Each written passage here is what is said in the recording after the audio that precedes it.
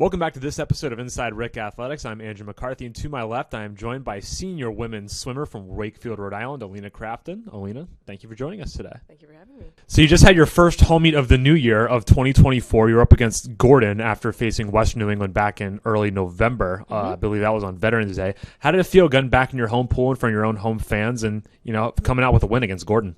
It felt really, really good. Honestly, we were all pumped to have a home meet, and I think really having our families there and some fellow classmates, it really got us pumped up. It's not many. You don't have many home meets here. You only have 3 over the course of the season. You had Western New England back on Veterans Day. You had that long break in between, then finally had another one versus Gordon. You have another one coming up. It'll be, I believe, the last regular season meet of the year against UMass Dartmouth before the Little East Championship. Yep.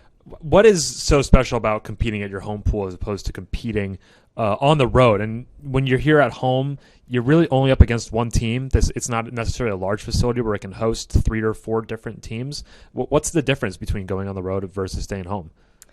I mean, there's a lot of differences. When you're driving up there, you're kind of like anticipating your events, and we're tired. We're not really in the zone, and we've never really been to this pool anymore. At least when we're at home, we have the feel of like the temperature of the pool, if we're really getting technical, but into the nitty gritty. Yeah, the environment, we're comfortable with it, and we see people we love that are there, and it's just, I don't know, it's much different from. It's a bit of a motivational thing. You kind of just feel more comfortable mentally as opposed to physically. And any sport, it's just as much mental as it is physical. You can say that about any sport, and it's a very true statement. For sure. But one thing I want to mention about is events is with swim, especially with a team, it's not necessarily the largest team. You got multiple events that you got to compete in throughout a meet.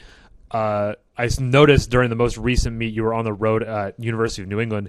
You had one event and then one 50-yard race in between, and then another event. How do you prepare for doing 2 events in such a short time? And then another follow-up question, what is the shortest amount of time you've had in between races?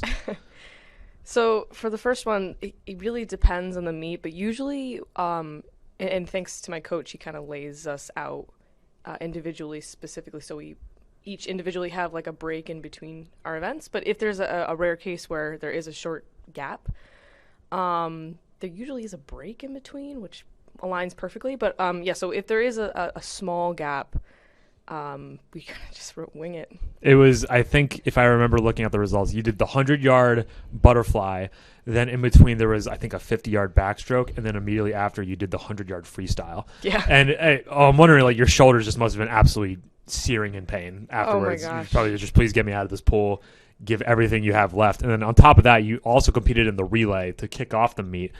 Who determines, I know when you do the relay, it's usually the same group of 4. Usually it's amongst you, Anna Vigoder's in there as well, Rebecca Firer, Megan LaFlamme. They're all part of those relay teams, kind of swapping in and out, maybe one little difference. But the different strokes you guys do are different. Sometimes you're doing freestyle, other times backstroke, other times butterfly.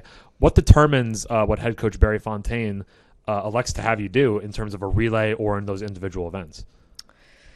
It really depends on the day. He kind of looks at it and gauges, okay, well, she's already doing like 400 yards total of butterfly. Let's kind of relax with the relay or something like that.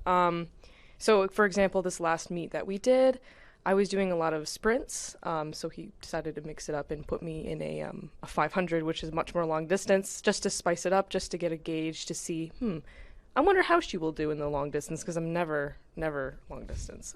So really it's up to him just to kind of see, how would she do in breaststroke? How would she do in backstroke? What would her time be?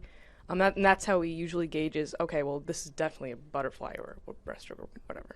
One thing I noticed from looking at the roster is there's a lot of seniors and then a lot of freshmen. Very little in between. You got seniors like Megan LaFlamme, Anna Vigoder, yourself, Rebecca Firer as well. And a lot of freshmen, Ivy Parr, Abby Steinhilber, I believe Morgan McCann is also a freshman, maybe a sophomore. But still, you have a lot of that older, more experienced side. This is your first year at RIC, but you did swim at CCRI as well. You have some more experience under your belt. But you have these freshmen coming in. How does it feel knowing that you're in that leadership position, trying to bring the younger group of the program up a little bit with you? I'm in a little weird position, because I just transferred last year from CCRI, and they don't have a swim team, but I did swim competitively on a private club for around 10 years prior to, joining the RIC team. So it's a little weird transferring here and being in a position of being like a beginner, as you could say, with the freshmen, but at the same time being much older than the freshmen.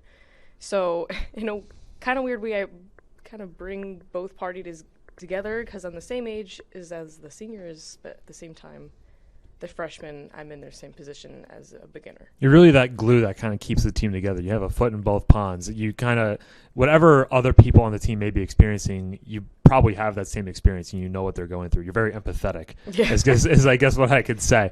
So this weekend, this coming Saturday, by the time this interview comes out on our YouTube channel, it'd probably be later in the week, I think Thursday or Friday, but by the time you're watching this, it hasn't happened yet. This Saturday, you're on the road. You're at Plymouth State against both Plymouth State, the Panthers, and Keene. What are you looking forward to in those matchups? It's a tri-meet.